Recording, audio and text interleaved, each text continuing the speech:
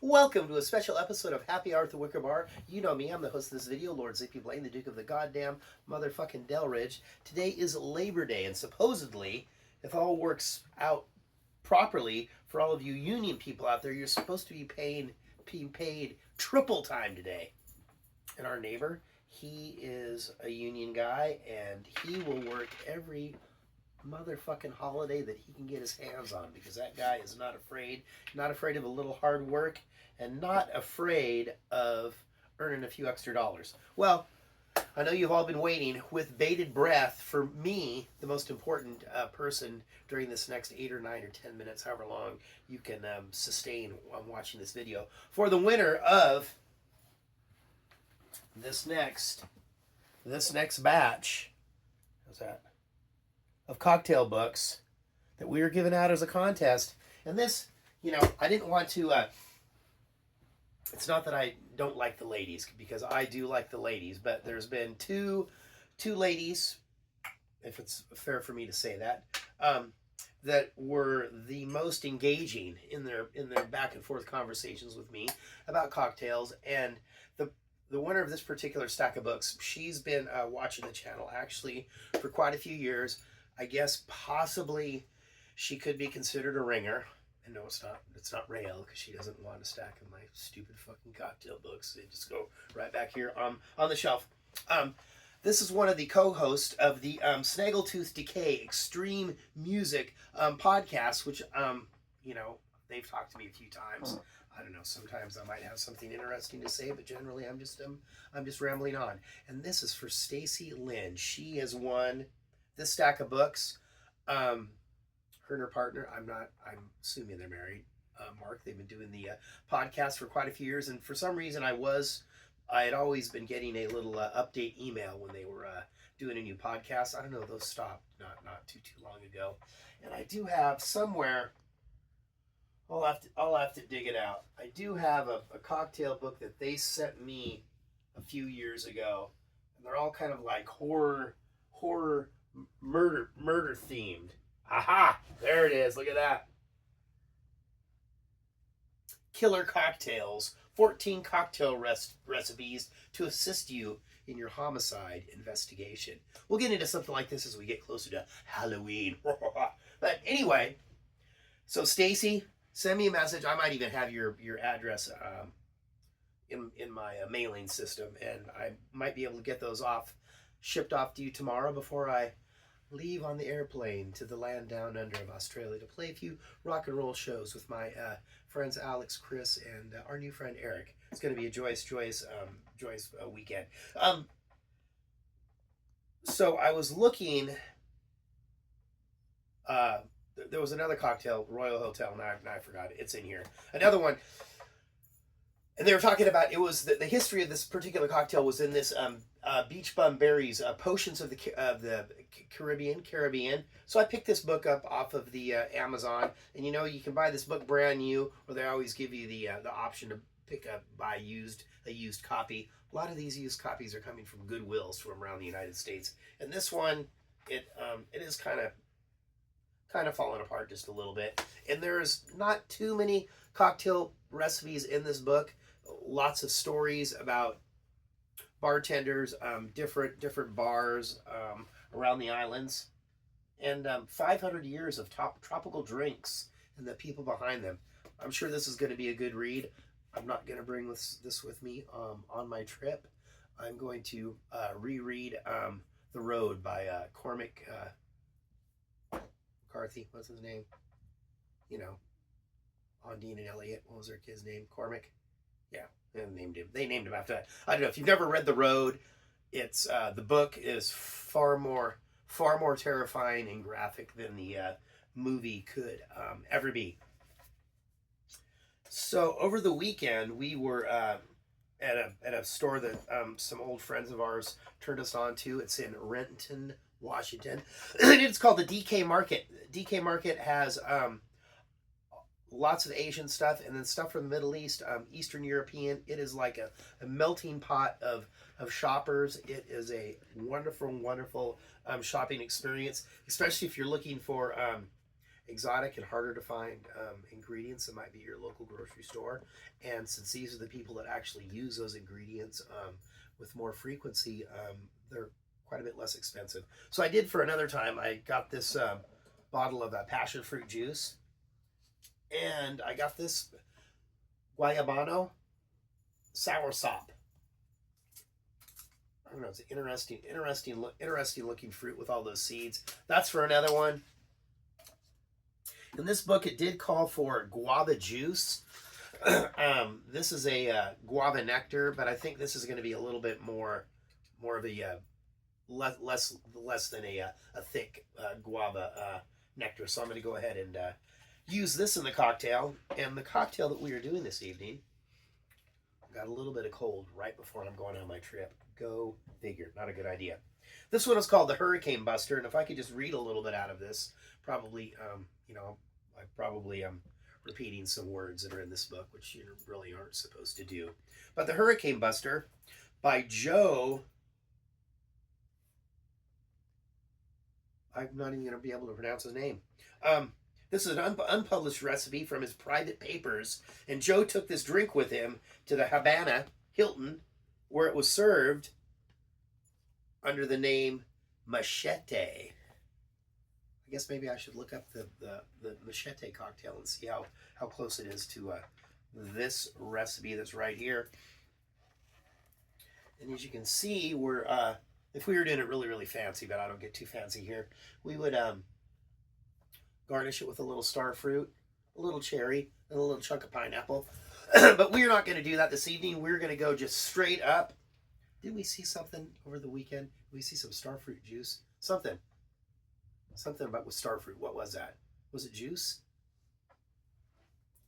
The Hurricane Buster. This is what the best I could come up with. Puerto Rican gold rum. This is the Anejo Havana Club. And we're going to go, they suggest you could either use a calvados or an Applejack.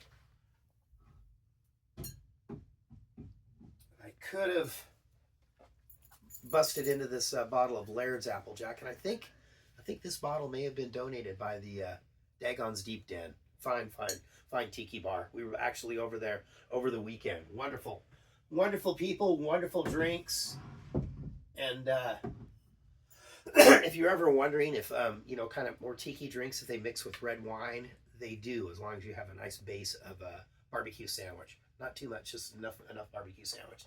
We have a little dry curacao. We have our guava. We need a little bit of lime juice.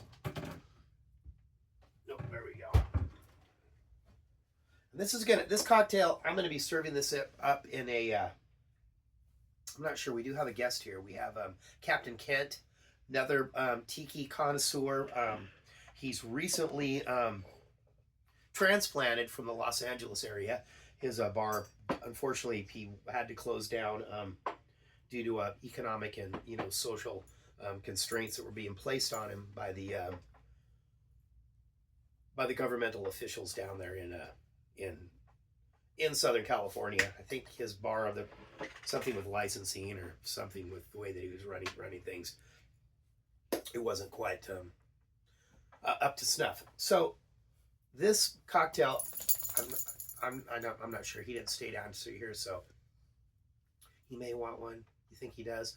So I'm just going to make up like one, because this does call for 3 ounces of the guava. I'm just going to do a double recipe of this, and usually we probably serve this like in a little rocks glass or something, a little tiki-ish on the rocks. So I'm just going to do this one straight up after I shake it in the shaker. But let's just go ahead and make this happen. We're going to go for 3 ounces of our Havana Club from Puerto Rico. A lot of fine people down there in Puerto Rico.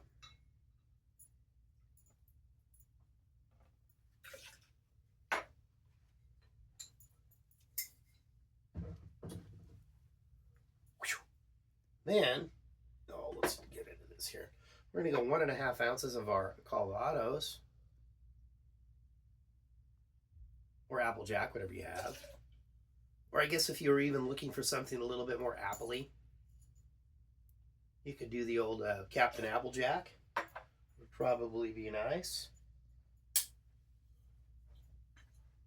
We do like to use the Captain Applejack kind of around the fall time when we're doing our drinks. Then we're going to go with 1 ounce of our curacao.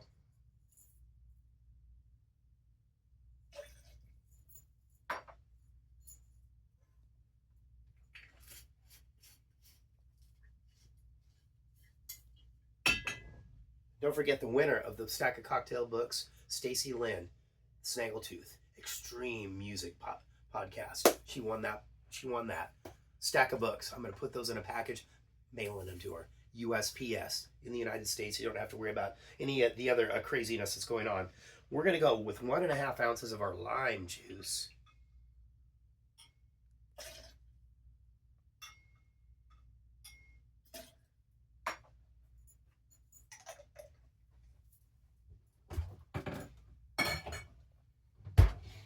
And 6 ounces of our guava. It's going to be interesting. Yeah, I think this is going to be fine. In the book, they did suggest if you were using the guava nectar to kind of cut down the amount, that I think this is going to be fine. I think they're thinking of a guava nectar that might have been a little bit more viscous, if you know what I mean. 6 ounces. Let's see how this tastes anyway. Yeah, that's fairly nondescript. I don't think that's going to be a problem at all.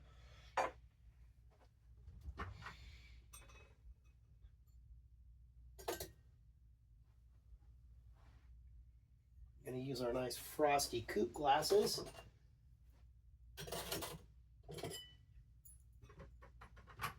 One of the hallmarks of having cocktails served to you down here at the Wicker Bar. If you ever get a chance to visit us, if you're in Seattle, just, look us up and we will, we're here to serve you. The Hurricane Buster, aka Machete.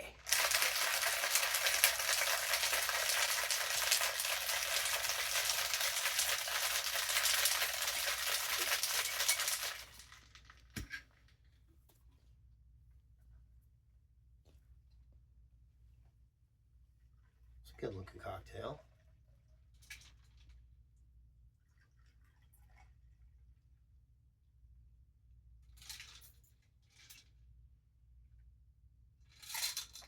That worked out just perfect.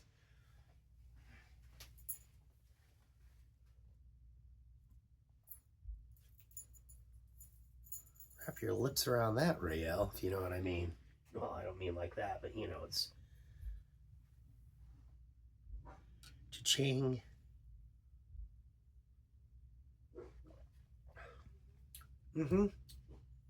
Yeah, I mean, if anything, very light. Very light. If anything, I think that lime cuts through maybe a little bit.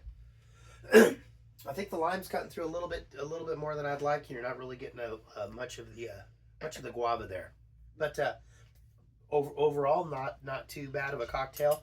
I'd probably try this again and maybe look into a different type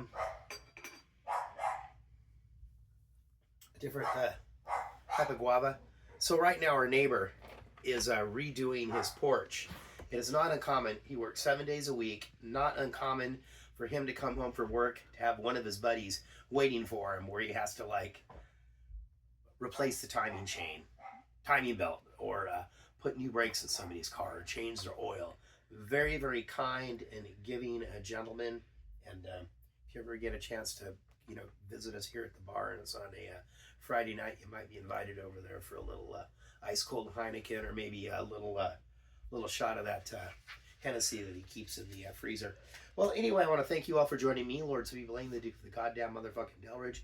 This has been the Hurricane Buster, aka the Machete. I'm gonna have to scope that out, see if I can find that in another book, and maybe we can do a little bit more, do a little bit of follow up on this. Stacy Lynn, you are the winner of the cocktail books. I'm so excited. It